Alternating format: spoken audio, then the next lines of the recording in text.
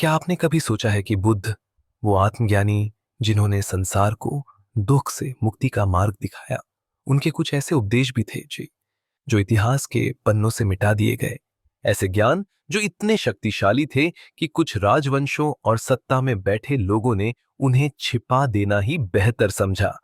आज हम आपको सुनाएंगे बुद्ध के उन्हीं खोए हुए उपदेशों की कहानी, जिनकी की गूंज आज भी हिमालय की गुफाओं में सुनाई देती है। सन 1906 तिब्बत के एक प्राचीन मठ में कुछ भिक्षु एक गुप्त सुरंग की खुदाई कर रहे थे। इस सुरंग में सदियों से बंद थी एक तांबे की संदूक, जिस पर लिखा था धम्म का वह अंश जो केवल जागृत आत्माओं को ही जात होना चाहिए। संदूक के अंदर थे कुछ पुराने ताड़पत्र, जिन पर पाली भाषा में कुछ ऐसे उपदेश दर्ज थे जिन्हें आज तक किसी भी पब्लिक ग्रंथ में शामिल नहीं किया गया था। लेकिन क्यों? क्या ये उपदेश इतने अलग थे कि लोगों की सोच हिला सकते थे? खोए हुए उपदेश। पहली पंक्ति ताड़पत्र की पहली पंक्ति में बुद्ध ने लिखा था, सत्य बाहर नहीं भीतर है।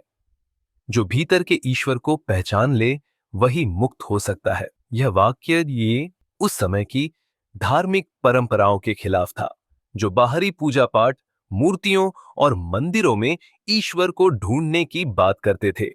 बुद्ध ने कहा था, जिस दिन मनुष्य अपने भीतर झांकना शुरू करेगा, धर्म संस्थाओं की दीवारें खुद गिरने लगेंगी। क्या यही वजह थी कि यह ज्ञान छिपा दिया गया? उपदेश नंबर 2, आत्मा पर बुद्ध का दृष्टिकोण। बुद्ध के प्रसिद्ध उपदेशों में आत्मा के अस्तित्व पर हमेशा रहस्य बना रहा। लेकिन इन ताड़पत्रों में एक जगह बुद्ध ने लिखा, आत्मा शरीर बदलती है जैसे यात्री वस्त्र, मृत्यु अंत नहीं एक द्वार है।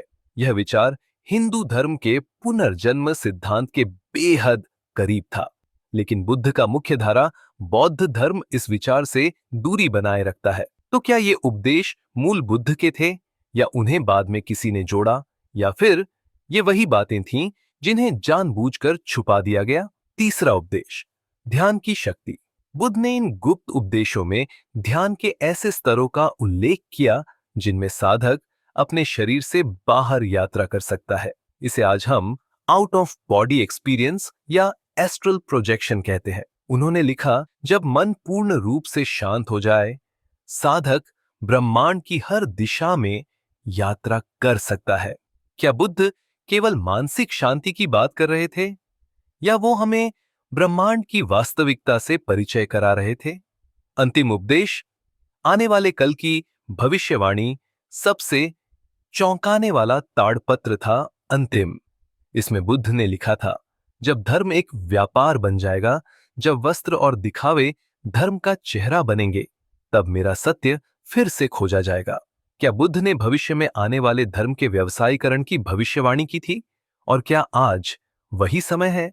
आज जब हम देखते हैं कि धर्म, ध्यान और अध्यात्म केवल लाइक्स, फॉलोअर्स और पैसा कमाने का साधन बन चुके हैं, तो सवाल उठता है, क्या अब वो समय आ गया है जब हमें फिर से बुद्ध के खोए हुए उपदेशों को सुनना चाहिए? क्योंकि शायद सत्य आज भी हमारे भीतर है, बस हम बाहर शोर में उलझे हुए हैं। अगर आपको ये रहस्यमयी ज्ञान गहराई से छू गया हो, तो इस वीडियो को लाइक करें, कमेंट करें और बताएं, क्या आपको लगता है कि इन उपदेशों को जानबूझकर छिपाया गया था? और अगर आप भी सत्य की इस यात्रा में हमारे साथी बनना चाहते हैं, तो चैनल को सब्सक्राइब करना न भूलें